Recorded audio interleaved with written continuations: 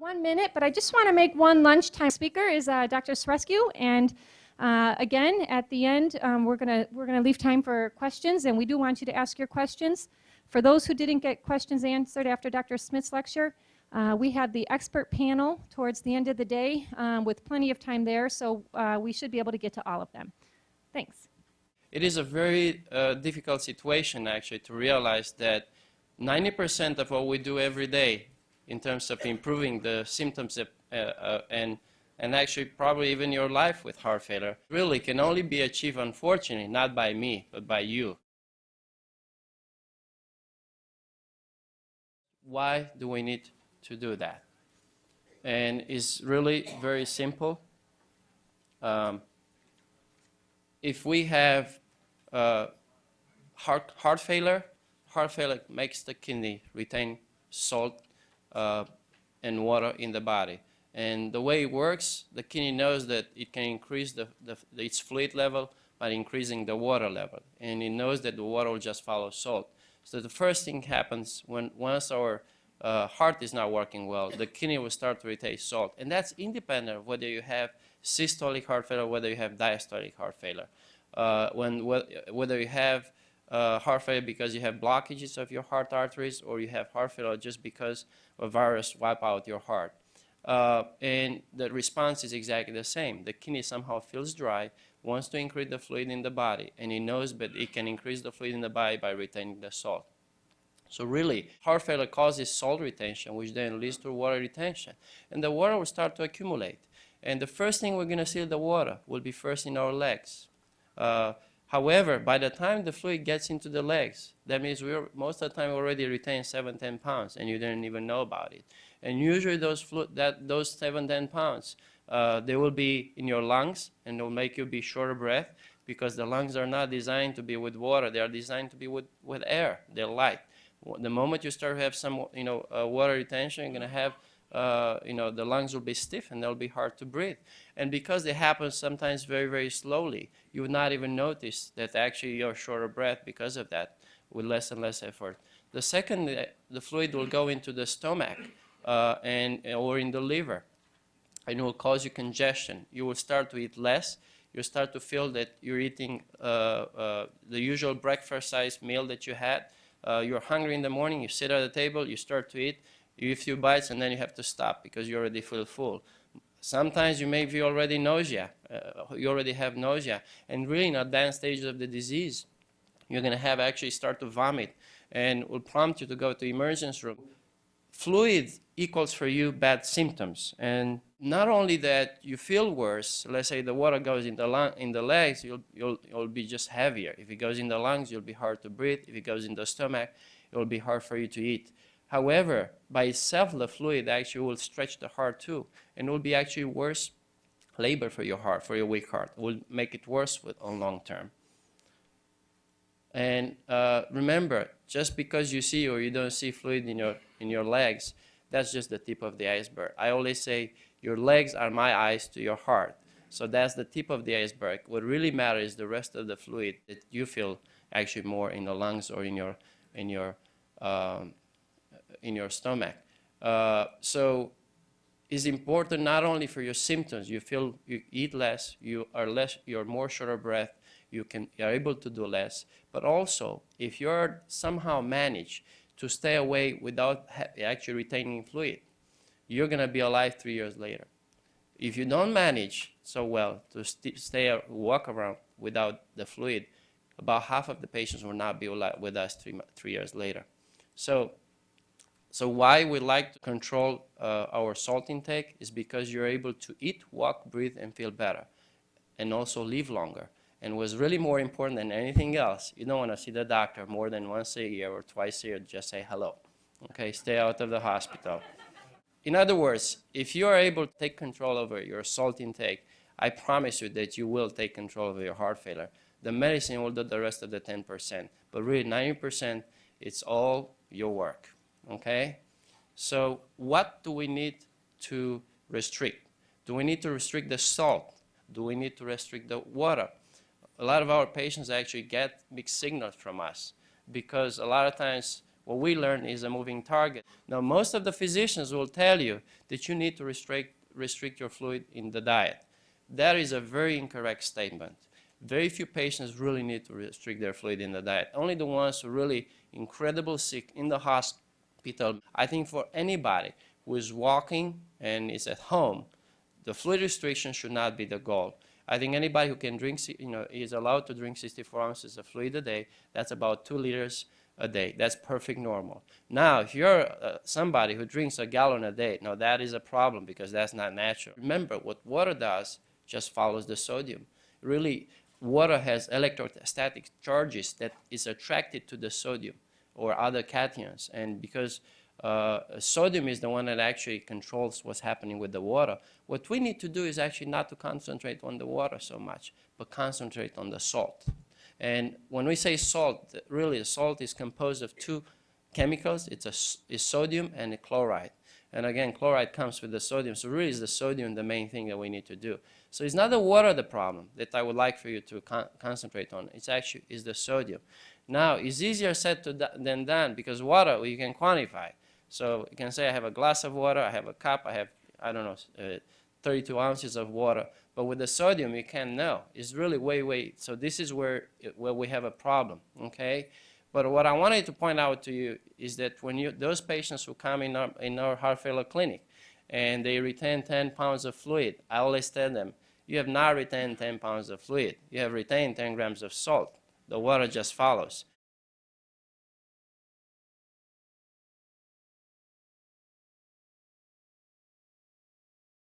It takes 1 gram of sodium retention to retain 1 pound of water. If you can actually eat the amount of salt that your kidneys can pee, you can drink as much water as you want, and all will get flushed down the toilet. The reason why we can walk around and we can eat, usually drink any amounts of water we want when we're healthy and happy is because no matter how much water we drink, the kidney is able to eliminate at the end of the day all the salt that we eat. Therefore, if there is no positive balance for the sodium, there is no positive balance for the water. How much is important to restrict? So our guidelines that we go by, the American Heart Association guidelines, say that you should try to restrict your sodium to less than 2 grams a day. Okay? I have a problem with that. First of all, we tell you, please quantify your total intake of salt a day. Okay? And I actually tried to do that. I just made like a little list. It took me about 5 hours to put all those together. And at the end of the day, I still had no clue how much salt I ate that day. Then I'm going to ask you, okay, it's 7 o'clock. I'm going to sit for a Super Bowl. Okay, let me see how much sodium did I eat today. 1,800 milligrams. Let me see what I have in the fridge for 200 milligrams so I can comply with Dr. Sorescu diet. Okay? So I'm giving you a formula to use, and yet it's impossible to quantify. As a matter of fact, I ask these questions to the physicians that I work with every day. I have asked this question our nutritionists that work every day. So I ask, have you ever tried to do that for yourself? You know what they say? No. Okay. And then I said, well, please do that. And I said, I'm going to give you $100 when you tell me how much time it took you to do that. Okay. And truth is, it's a very difficult task to do that. And if you cannot quantify it by the end of the day, be able to comply with it. We are asking you the impossible. Okay. So then I thought, well, we got to develop then a method to really keep it simple for you. The reason why I came, into this country is because I love the multiple choices, okay? Now, if you have heart failure and you live in this country, that is the problem. You have too many choices, okay? So we got to keep it simple for you and try to help you out. So the way we start is very simple, okay? Somebody who is new to the heart failure, we call the nutrition concept, okay? And we call the nutrition concept, and they come and talk to you. So what do? Well, they give you a handout of 20 pages. They talk to you about, 5-10 minutes. And then you're supposed to memorize those pages, then go back and forth and keep memorizing.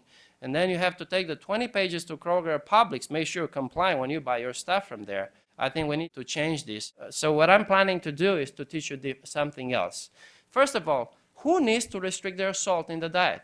Not just because you have this label diagnosis of heart failure doesn't mean you got to restrict your salt in the diet, okay? Maybe what you're doing already is already good. Is there anybody here who has not been in the hospital for heart failure because of the fluid accumulation? Good. So you can go home right now. You don't need to listen to this, okay? All right?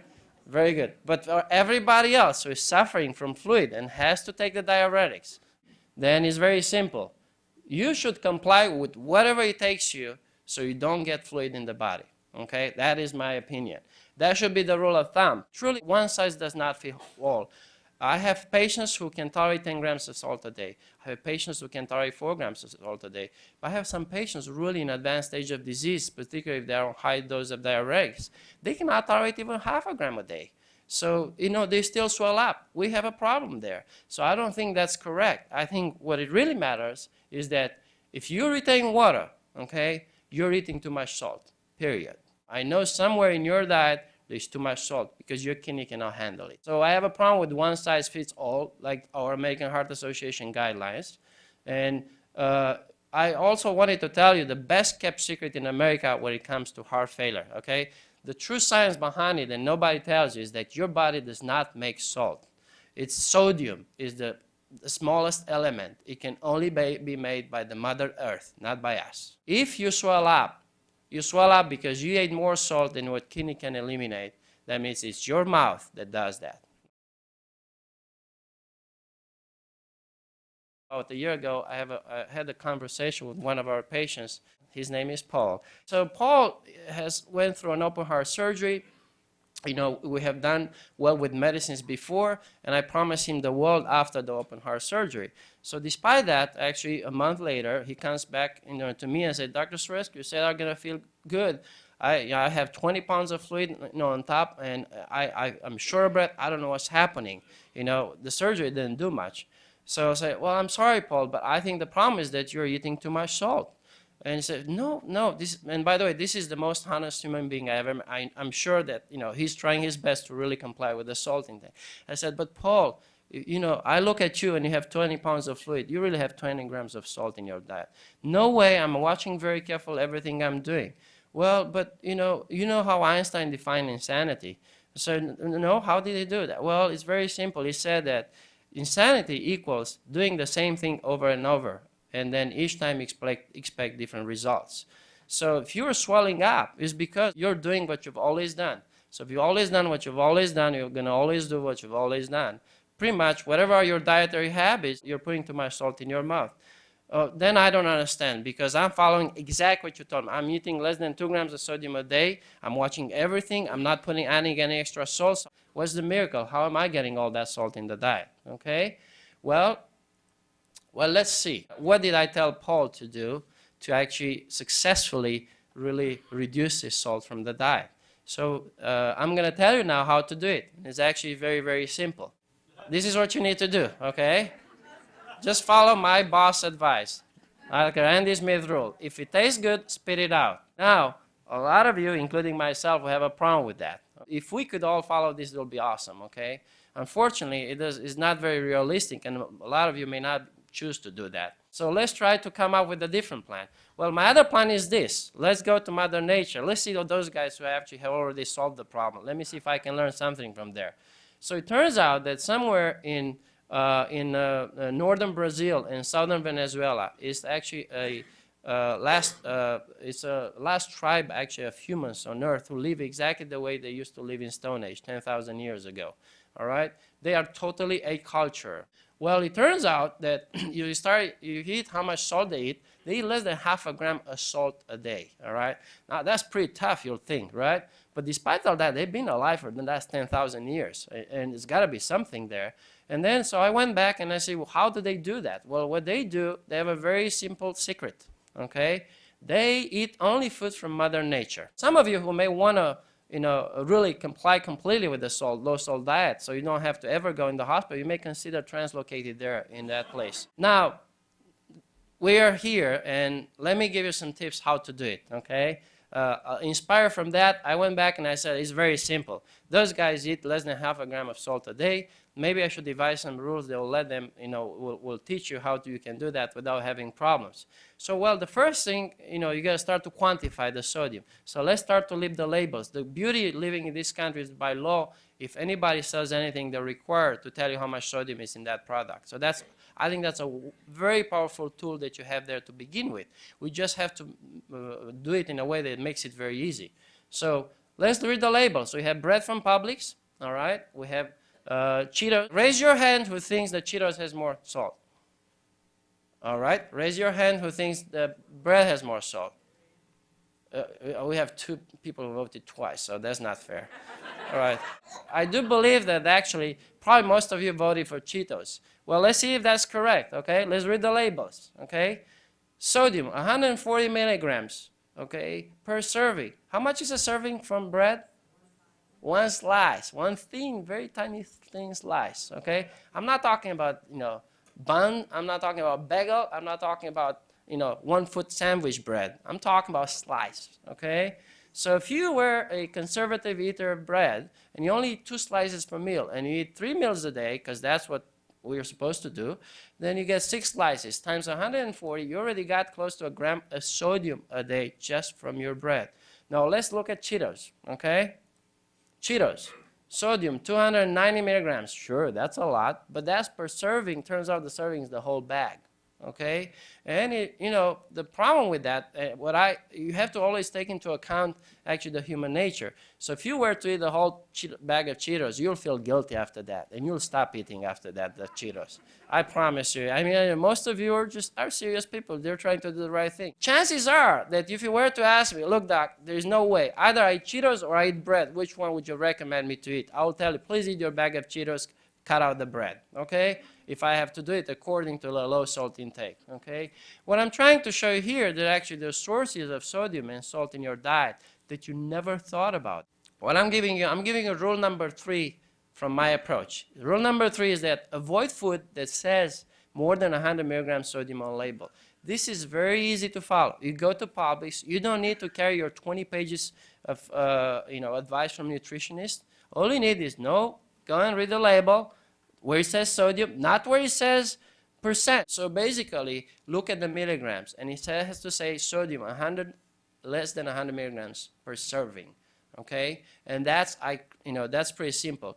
If you do this, the assumption is that even if you eat 10 servings of this thing a day, you're still gonna have less than, or 20, you're still gonna have less than 2 grams sodium a day. Okay, and I'm trying to make it simple. Now, some patients will still swell up if the cutoff is 100, so then you may want to cut to 80, but you can start with that. Okay, so 3 simple rules to truly restrict sodium in your diet. Number 1, stop eating out. Of course, only a non-American import can come up with this idea like me. Well, I did learn, though, going to restaurant and getting a taste of a real Western civilization, which I've been doing, is that if I eat out, someone else controls the salt that you put in your mouth. And remember, it's a conflict of interest.